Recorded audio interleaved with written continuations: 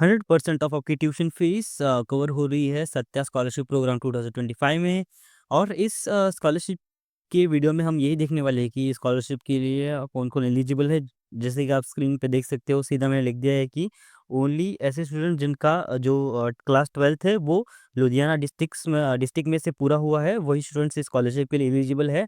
और इस स्कॉलरशिप में आपकी 100% ट्यूशन फीस कवर होने वाली है, ठीक है? और अगर मैं बात करूँ तो स्कॉलरशिप में कौन से डॉक्यूमेंट्स लगने वाले हैं, इसे अप्लाई कैसे करना है, इसको अप्लाई करने मतलब करते वक़्त कौन-सी चीज़ों का हमें ख़्याल रखना है ताकि इस ये स्कॉलरशिप हमें मिल सके। तो ये सब सारी चीज़ें इस वीडियो में बात करने वाला हूँ। Before moving on to the video, new viewers को यही बताना चाहता हूँ कि मैं ऐसे स्कॉलरशिप के रिलेटेड वीडियोज़ लाता रहता हूँ। So do subscribe to our channel and share this video with all those students जो कि लुधियाना डिस्ट्रिक्ट में है, ठीक है? So let's start the video.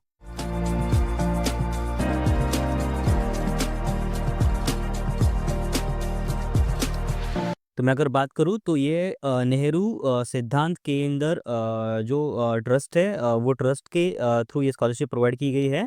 और इस स्कॉलरशिप में जो आपकी फुल ट्यूशन फीस है सारी, ठीक है, वो सब आपकी कवर होने वाली है। अगर ये स्कॉलरशिप की एलिजिबिलिटी क्राइटेरिया की मैं बात करूँ तो क्लास 12th बोर्ड स्टूडेंट्स जो इस मतलब पास हुए हैं और उनको मिनिमम 60% है और उनकी पासिंग लुधियाना डिस्ट्रिक्ट में से हुई है, वही स्टूडेंट्स इस स्कॉलरशिप के लिए एलिजिबल है। उसके बाद स्टूडेंट को सिटीजन ऑफ इंडिया और रेजिडेंट ऑफ इंडिया होना चाहिए। उनकी जो जो स्टूडेंट के पेरेंट की इनकम है वो 5 लाख से कम होनी चाहिए सारे सोर्सेस मिला के। अगर ठीक है, in case of orphan student the guardian income should not ठीक है, अगर ऑर्फन स्टूडेंट भी है तो भी जो फैमिली मेंबर की जो इनकम है वो 5 लाख से ज़्यादा नहीं होनी चाहिए। और ये जो स्टूडेंट है वो फर्स्ट ईयर में 3 से लेकर 5 ईयर का मतलब कोई भी अगर 3 से लेकर 5 मतलब 3 या फिर 4 या फिर 5 या ये तीनों ईयर में से किसी एक ईयर का भी मतलब फुल प्रोग्राम उसका होना चाहिए। मतलब एक तो 3 साल का या फिर 4 साल का या फिर 5 साल का। जिसके अंदर मैं कॉमर्स की बात करूँ तो बीबीए, बीकॉम, इंजीनियर में बीटेक के सारे जो जितने स्ट्रीम्स है, BSc, BSc, BCA, MBBS, nursing, जो सारे मोस्ट ऑफ द कोर्सेज़ यहाँ पे दिखाई दे रहे हैं। जो कि लुधियाना के डिस्ट्रिक्ट के यूनिवर्सिटीज़ में है प्रेज़ेंट, तो वो कोर्सेज़ के में एनरोल होने वाले स्टूडेंट्स स्कॉलरशिप के लिए एलिजिबल है, ठीक है? अगर मैं लिस्ट ऑफ एकेडमिक इंस्टीट्यूशंस की बात करूँ, तो ये जो लिस्ट है, ठीक है? अराउंड 38 कॉलेजेस, ये कॉलेजेस इस मतलब स्कॉलरशिप के लिए एलिजिबल है, ठीक है?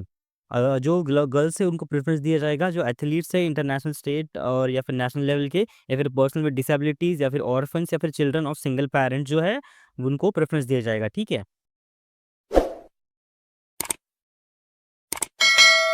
अगर मैं बात करूँ तो जो आपका सीजीपीए है, ठीक है, सॉरी सीजीपीए या फिर मैं परसेंटेज की बात करूँ तो आपको मिनिमम 75% अटेंडेंस आपकी रहना कंपल्सरी है। और आपका मिनिमम 6 सीजीपीए या फिर 60% आपको मिनिमम मिलने चाहिए ताकि ये स्कॉलरशिप आपको कंटिन्यू हो सके, ठीक है? मतलब हर साल आपको स्कॉलरशिप दी जाएगी। मैं बात करूँ और 1-2 चीज़ें जो कि उन्होंने क्लियरली दिया है कि आपको कंटिन्यूअस एनरोल होना है कोर्स में, ड्रॉप नहीं लेना है, एकेडमिक परफॉर्मेंस मेंटेन रखना है, एकेडमिक रिपोर्टिंग करना है, ठीक है? उसके बाद फीस आपका वेरीफाई होगा हर साल, ठीक है, फीस स्ट्रक्चर के अकॉर्डिंग। और जो कि फीस है वो डायरेक्ट इंस्टीट्यूशन को पे की जाएगी, तो फीस स्ट्रक्चर के अकॉर्डिंग ये जो सारी चीज़ें हैं वो पे की जाएगी, ठीक है? और जो फाइनल डिसीजन है वो उनके ट्रस्ट का है, मतलब वो आपको पे करेंगे या नहीं, ठीक है? उसके बाद मैं बात करूँ बेनिफिट्स की, तो फुल ड्यूरेशन ऑफ कोर्स मतलब आपका 5 साल का कोर्स रहो, 4 साल का रहो, 3 साल का रहो, आपको फुल ड्यूरेशन ऑफ कोर्स में आपको जो 100% आपकी ट्यूशन फीस पे की जाएगी, ठीक है? उसके बाद each tuition fees paid if the scholar the first directly, हाँ, ठीक है। अगर मतलब स्कॉलर ने फीस पे की है, ठीक है, पहले से ही, तो ये जो आपका जो अमाउंट है जितना पे किया है वो आपके पेरेंट के अकाउंट पे दिया जाएगा, ठीक है? In case of such a scholar are mandated to reside in the campus as per the campus policy, the scholar may apply for the hostel and mess charges which may be considered।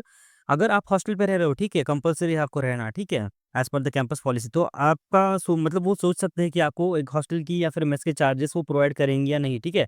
मतलब most cases में वो आपको provide कर देंगे अगर आप मतलब आपको अगर ज़रूरत है और अगर आप एलिजिबल हो, ठीक है? और आपको अगर ये स्कॉलरशिप आपको मिलती है तो आपको ये प्रण लेना होगा कि भाई अगर मैं इस स्कॉलरशिप को लेके ग्रेजुएशन कंप्लीट करता हूँ और एम्प्लॉय हो जाता हूँ तो मैं कम से कम एक स्टूडेंट की एजुकेशन कंटिन्यूअस बेसिस पे मतलब मैं मतलब हेल्प करूँगा उसका एजुकेशन कंटिन्यू करने के लिए फाइनेंशियली या फिर किसी भी तरीके से, ठीक है। उसके बाद जो मैं अगर डॉक्यूमेंट्स की बात करूँ तो आपको आपका रिसेंट पासपोर्ट साइज़ फ़ोटो, आपका आधार कार्ड या फिर आपका जो भी एड्रेस प्रूफ है वो, करंट ईयर आपका एडमिशन लेटर, क्लास 12th की मार्कशीट, आपका इंस्टीट्यूट का फीस स्ट्रक्चर, उसके बाद आपका जो इनकम प्रूफ है, तहसीलदार का आप इनकम सर्टिफिकेट दे सकते हो या फिर आरटीआई रिटर्न्स आपके फॉर्म 16 बीपीएल सर्टिफिकेट आपको देना होगा, ठीक है। उसके बाद बैंक अकाउंट डिटेल्स आपको आपकी और पेरेंट की देनी होगी। उसके बाद अगर आपका कोई क्राइसिस आपने फेस किया है, डेथ सर्टिफिकेट या फिर इलनेस का प्रूफ, ठीक है? या फिर कोई भी चीज़ है अगर आपके साथ हुई है, ठीक है? क्राइसिस आपके साथ हुआ है तो उसका सर्टिफिकेट आप दे सकते हो। उसके बाद पीडब्ल्यूडी या फिर स्पोर्ट अचीवमेंट आपको आपके बताने होंगे सर्टिफिकेट्स। उसके बाद स्टेटमेंट ऑफ पर्पस आपको आपका मतलब उनको मतलब अपलोड करना होगा या फिर बताना होगा, जिस वजह से आप स्कॉलरशिप को अप्लाई कर रहे हो, ठीक है? स्टेटमेंट ऑफ पर्पस कुछ नहीं, एक डॉक्यूमेंट होता है या फिर कुछ क्वेश्चन्स होते हैं जो कि आपको लिख के या फिर टाइप करके आपको उनको अपलोड करने होते हैं। जिसके अंदर आपको कुछ क्वेश्चन्स होते हैं कि स्कॉलरशिप की आपको क्यों ज़रूरत है, हम आपको स्कॉलरशिप क्यों दें, आपको क्यों लगता है कि इस स्कॉलरशिप के लिए आप एलिजिबल हो, हमें आपको क्यों चुनना चाहिए, ऐसे कुछ क्वेश्चंस होते हैं जिनका आंसर आपको करेक्टली देना होगा। उसके बाद अगर मैं कुछ क्वेश्चंस की बात करूँ तो सिलेक्शन प्रोसेस स्कॉलरशिप का क्या होगा? इनिशियली आपको स्क्रीन किया जाएगा एलिजिबिलिटी के बेसिस पे, उसके बाद आपका डॉक्यूमेंट वेरिफिकेशन होगा, उसके बाद आपका शॉर्टलिस्ट किया जाएगा आपको टेलीफोनिक इंटरव्यू के लिए, उसके बाद आपकी फिजिकल वेरिफिकेशन होगा, उसके बाद आपका फाइनल सिलेक्शन होगा, ठीक है। कितना अमाउंट मिलेगा? 100% आपकी ट्यूशन फीस। उसके बाद अगर आपको कोई ऑलरेडी स्कॉलरशिप मिल रही हो तो स्कॉलरशिप के लिए आप एलिजिबल हो क्या? तो बिल्कुल नहीं। अगर आपको कोई और सोर्स से स्कॉलरशिप नहीं मिल रही हो, तभी स्कॉलरशिप के लिए आप एलिजिबल हो। अगर आप लुधियाना डिस्ट्रिक्ट के बाहर हो तो आप अप्लाई नहीं कर सकते। एज लिमिट स्कॉलरशिप के लिए कोई स्पेसिफिक दी गई नहीं है, ठीक है? अ, ठीक है। अगर उसके बाद अगर आपकी इसको एकेडमिक एक्सपेंस लाइक बुक वो सब मतलब ट्रैवल एक्सपेंसेस, हॉस्टल और चार्जेस वो कवर होंगे क्या? इस स्कॉलरशिप में सिर्फ़ आपकी ट्यूशन फीस कवर होगी और क कुछ केसेस में आपके हॉस्टल और मेस चार्जेस आपको दिए जाएँगे अगर आपके कैंपस में हॉस्टल आप कंपल्सरी है तो, ठीक है? स्कॉलरशिप के बारे में अगर और आपको डिटेल चाहिए तो आप इनके मेल पे यहाँ पे इन्हें बता सकते हो, ठीक है? पूछ सकते हो या फिर आप इस नंबर पे कॉल करके एक्सटेंशन नंबर 368 आपको याद रखना है। इस बीच में आप Monday to Friday 10 AM to 6 PM के बीच में इनको कॉल लगा के आप सारी स्कॉलरशिप की डिटेल्स पूछ सकते हो। So that was all. अगर मैं स्कॉलरशिप के एप्लीकेशन प्रोसेस की बात करूँ, सॉरी, ठीक है? तो सबसे पहले आपको आपकी पर्सनल डिटेल फिल करनी होगी, उसके बाद आपकी एजुकेशन डिटेल फिल करनी होगी, उसके बाद आपको जो रिकमेंडेशंस है वो आपको फिल अप करने होंगे। उसके बाद अगर मैं बात करूँ तो डॉक्यूमेंट्स आपको अपलोड करने होंगे सारे और आपको ये याद रखना है अगर आप कॉलेज का कोई डॉक्यूमेंट अपलोड कर रहे हो तो उसके ऊपर स्टैम्प होना कंपल्सरी है। उसके बाद आपको आपका जो बोनाफाइड है, फीस स्ट्रक्चर है, उसके बाद फीस रिसिप्ट है, आपके 10th-12th की मार्कशीट है, अगर आपकी ग्रेजुएशन आपकी कंटिन्यू है तो उसकी मार्कशीट होगी, वो आपको अपलोड करनी होगी। So that was application process for Satya Scholarship Program, and that was the whole video about the Satya Scholarship Program. And if you like this video, subscribe to our channel and turn on the notifications. So आपको अलग-अलग scholarship के बारे में सबसे पहले पता चले। Thank you so much for watching the video.